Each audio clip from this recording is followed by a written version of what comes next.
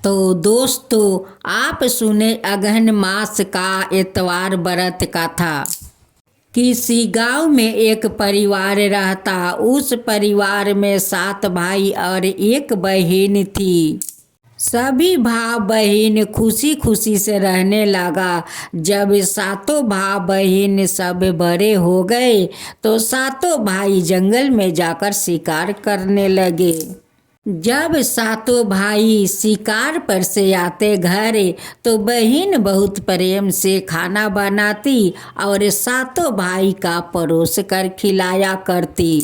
उस बहन का नाम रूमी थी। रूमी सारा दिन अपना घर के काम किया करती और जब भाई लोग आता तो उन्हें अच्छा अच्छा भोजन बनाकर खिलाया करती। रूमी हर एतवार का अपना घर आंगन गोबर से लीपा करती और उस दिन एक समय भोजन करके रह जाती। लेकिन सूर्य भगवान का अर्घ देना कभी नहीं भूलती। सातों भाई में से छोटे भाई बहुत ही अच्छे थे। रूमी से बहुत प्यार करता था। अपना छोटी बहन को बहुत मान दान करता था। जो मांगती थी वो ही लाकर देता था।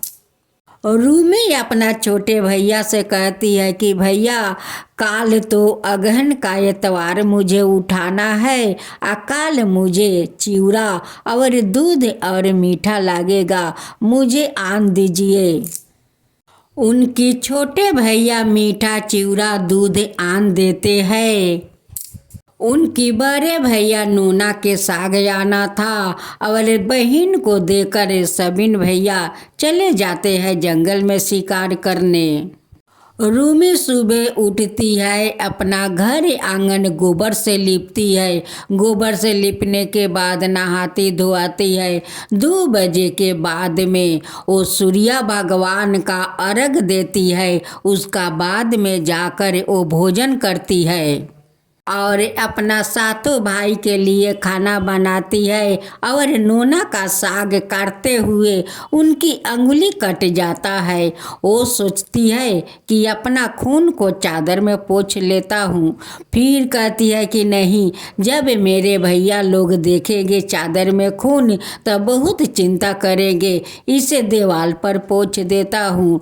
फिर कहती है कि नहीं, दीवार पर देखेंगे फिर भी दुखी हो जाएंगे, इसे मैं साग में पोंछ कर अब बना देती हूँ।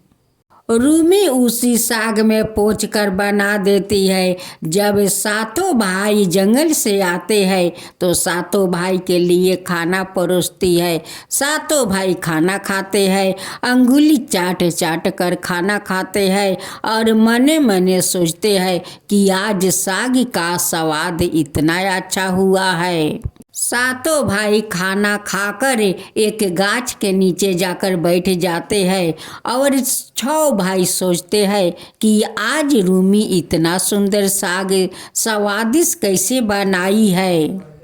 उनकी बड़े भैया कहते हैं कि चलो हम लोग चल के अपना बहन से पूछ लेती हूँ कि वो इतना साग का स्वादिष्ट कैसे बनाई है, क्या क्या साग में डाली है कि इतना स्वादिष्ट साग हुआ है।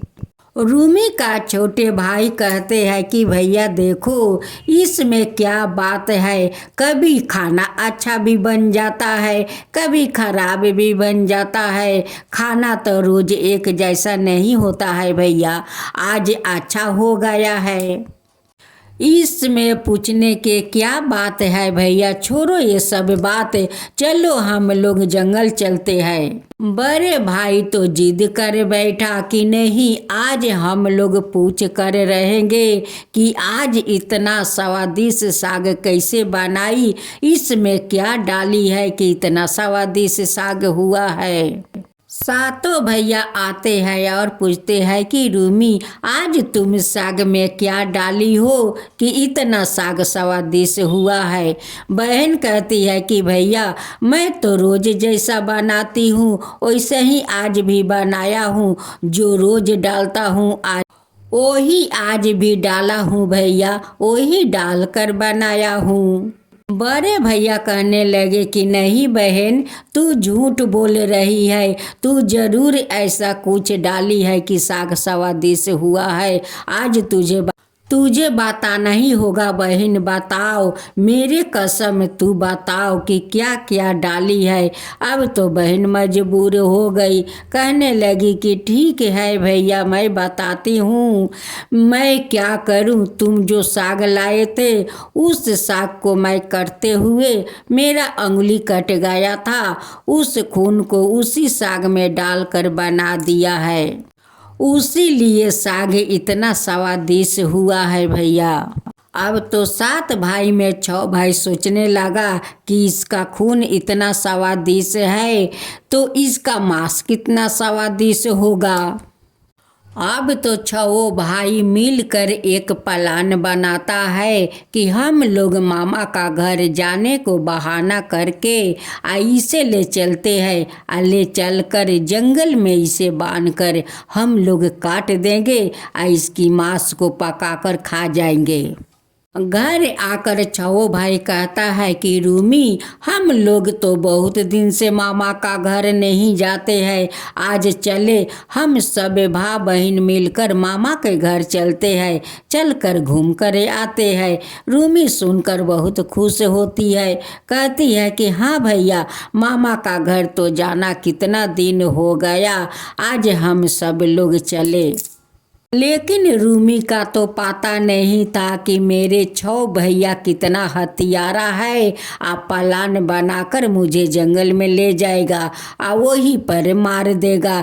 ये सब तो रूमी का पता नहीं था। छोटा भाई के भी पता नहीं था कि 6 भाई मिलकर इतना खतरनाक प्लान बनाया है कि अपने ही बहन को मारकर खाने पर तैयार है। ये कैसा भाई है।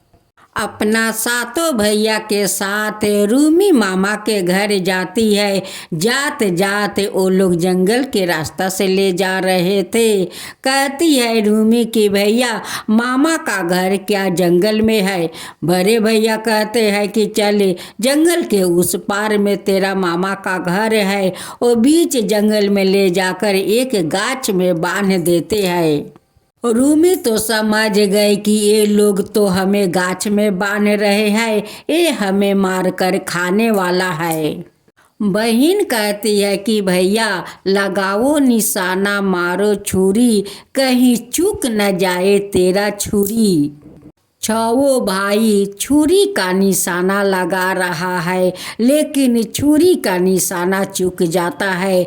छुरी तो इधर उधर चला जाता है, लेकिन बहन का शरीर पर नहीं लगता है।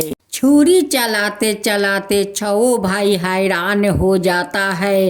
तब जाकर छोटे भाई से कहता है कि भाई, इस छुरी से उस बहन को प्राण निकालना है। छोटे भाई कहता है कि मैं अपना बहन का शरीर पर छुरी नहीं चलाऊंगा। 6 भाई पकड़ कर उनकी गले पर छुरी रख देते हैं और कहते हैं कि अगर तुम रूमी के नहीं मारा तो तुम्हें तो हम लोग मार देंगे और तुम्हें भी मांसो बनाकर खा जाएंगे।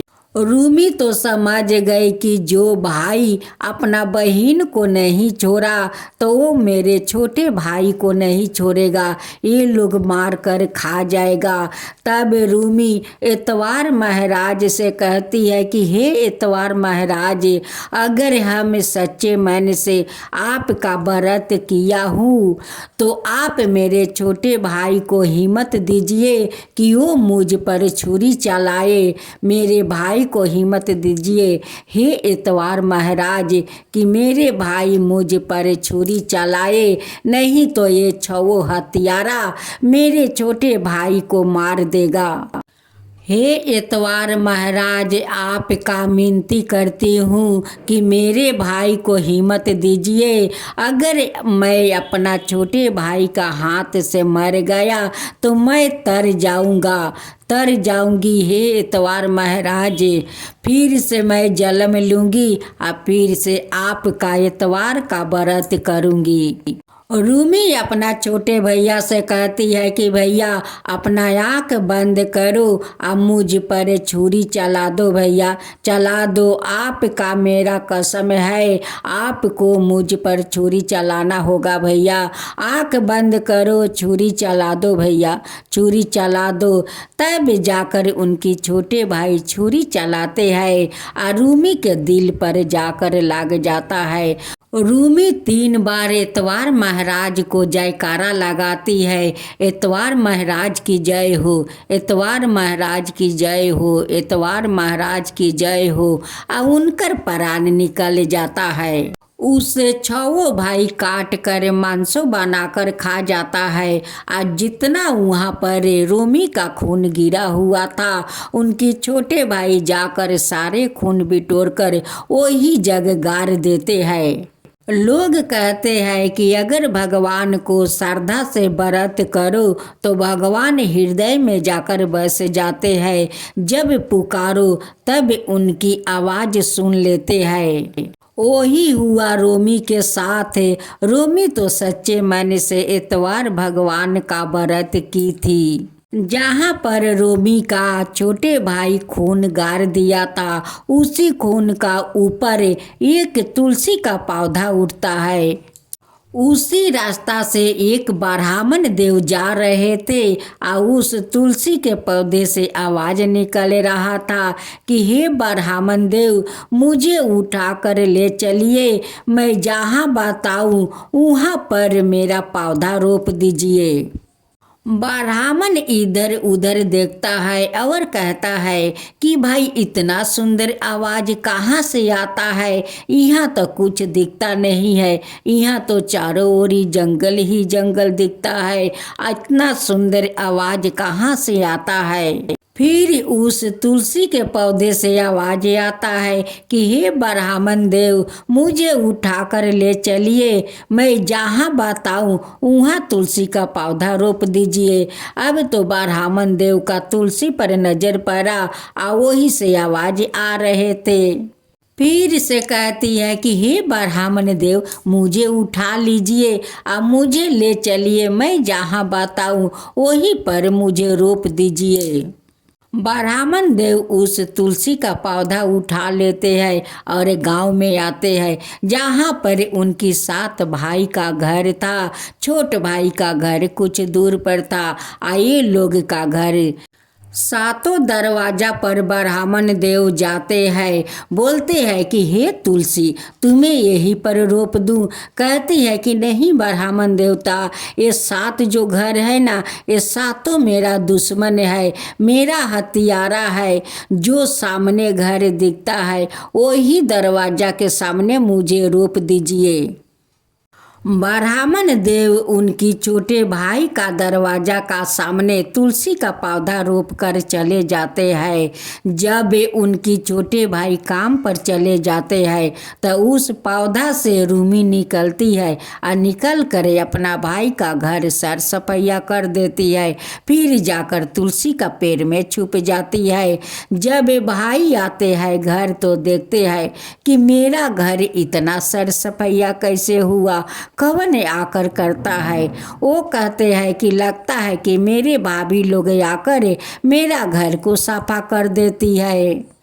छोटे भाई अपना भाभी को घर जाते हैं और कहते हैं कि भाभी, आप लोग जाकर मेरे घर साफा कर देती हो, कितना अच्छा करती हो। भाभी लोग कहती है कि हमारा काम से तो फुर्सत नहीं मिलता है और तुम्हारा काम कैसे जाकर करूं। हम लोग का तो खाने का समय नहीं मिलता है और तुम्हारा घर जाकर कैसे साफ कर देती हूँ। रोमी का छोटा भाई बहुत असर्ज में पड़ जाता है कि मेरा घर कौन आकर साफा करता है। अब तो रोमी के भाई सोचने लगा कि नहीं, मुझे आज काम पर नहीं जाना है, मुझे घर पर रहकर देखना है कि कौन आकर मेरा घर को सर सफैया करता है। छोटे भाई जाकर एक कोने में छुप कर बैठ जाता है। जब रोमी उस तुलसी के पौधे से निकलती है, निकलकर उनकी घर का सफाइया करती है, वैसे उनकी छोटे भाई उनके सामने आते हैं। कहते हैं कि बहन, मैं तो तुझे मार दिया था, तू कैसे जीवित हो गई बहन, तू कैसे जीवित हो गई? मैं तो अपना हाथ से तुझे मार। रोमी अपना भैया से सारे बात बताती है। कहती है कि भैया, आप जो मेरा खून को बिटोर कर गार दिया था, उसी खून का ऊपर मैं तुलसी बनकर निकल गया। उसी रास्ते से एक ब्राह्मण देव आ रहे थे। उन्हें मैं बोला कि हे ब्राह्मण देव, मुझे उठा कर ले चलिए और मेरे भाई को घर के सामने रोप दीजिए। तो भैया, मैं उसी तुलसी का पौधा में रहती हूँ। जब तुम काम करने चले जाते हो तब मैं उस पौधे से निकलकर तुम्हारा सारा काम कर देती हूँ। छोटे भाई कहने लगे कि देखो बहन, अब तुम्हारा कोई ज़रूरत नहीं है उस पौधे में छिपने के।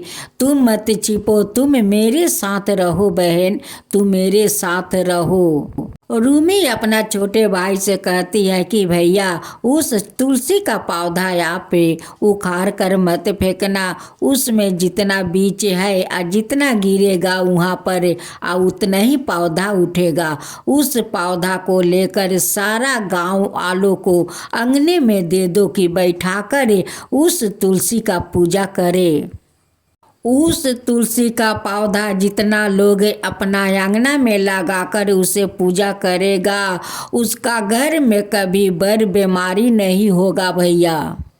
रोमी का भैया जितना तुलसी का पौधा उठा था वो सारे पौधा उठाकर सभिन का घर घर में देते हैं और सभिन से अनुरोध करते हैं कि इस तुलसी का पेड़ अपना आंगना में सभी लोग बैठाओ, इन्हें पूजा करो। आप लोग का घर में कभी बर बीमारी नहीं आएगा, आप लोग का घर सुख संपत्ति से भरे रहेंगे।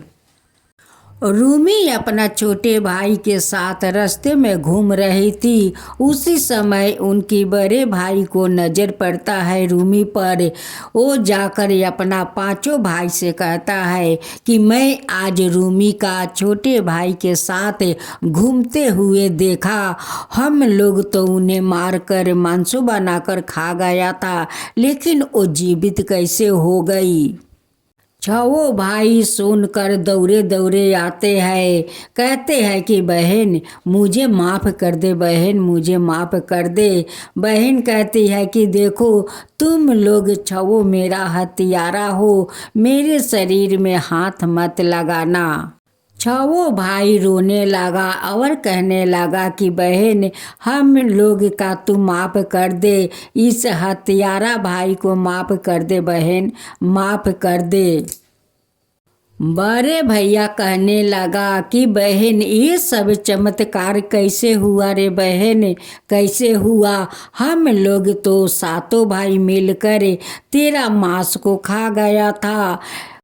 रोमी कहती है कि सातों भाई मेरे मांस नहीं खाया है, 6 भाई मेरा मांस खाया है। छोटा भाई तो मेरा प्यारा भाई है, सबसे अच्छे वाला भाई है। आज उन्हीं के कारण तो मैं जीवित हूँ। नहीं मेरा खून बिटोर कर गाड़ता, नहीं उस खून के ऊपर तुलसी का पौधा उठता। जिस दिन तुम लोग मुझे मार कर खाया था, उस दिन मैं इतवार का व्रत किया था। उसी व्रत के कारण आज देखो मैं जीवित हूँ।